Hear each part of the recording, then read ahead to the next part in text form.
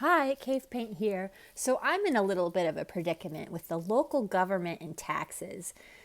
I moved recently and they can't seem to figure out where I live. It is correct on the DMV website. My old local government mailed me a letter asking me to give them the address back. So I had to go out and buy stamps, write down my address, and then mail back to them where I live. So I don't know why they can't just use the address that they sent to me, but they don't seem to believe where I live. So now I have to figure all this out. It's problematic when they send that to family that you are not in contact with. I can't wait for the government to come back to me and tell me that I am doing something wrong and threaten legal action over something that I am desperately trying to figure out that is not very hard. Oh boy, I can't wait to be a self-working artist that has to figure out taxes with whatever the hell income comes my way. A little bit about the studying that I'm working on here.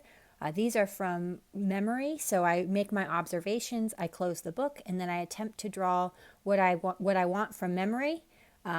Usually if it's pretty bad, I'll have to make a second pass from observation. I find this really activates the brain and gets you to pay attention to all the little details that go into the human body. Oftentimes things tend to align, things tend to face you, so you lose that perspective or that foreshortening.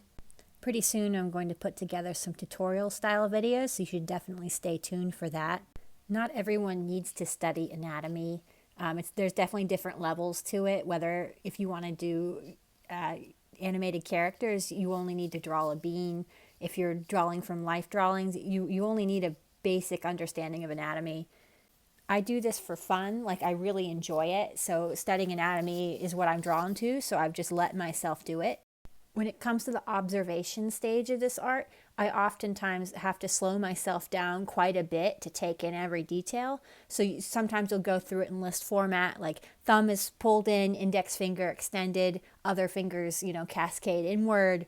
And you make these lists in your head and you repeat them back to you when you go drawing. It's definitely, as I've gone on, it's definitely gotten faster, but in the beginning stages, everything has to slow down. It's almost the opposite of what you're taught to do in school, which is, rush, rush, rush, paint, get the whole figure in, be expressive.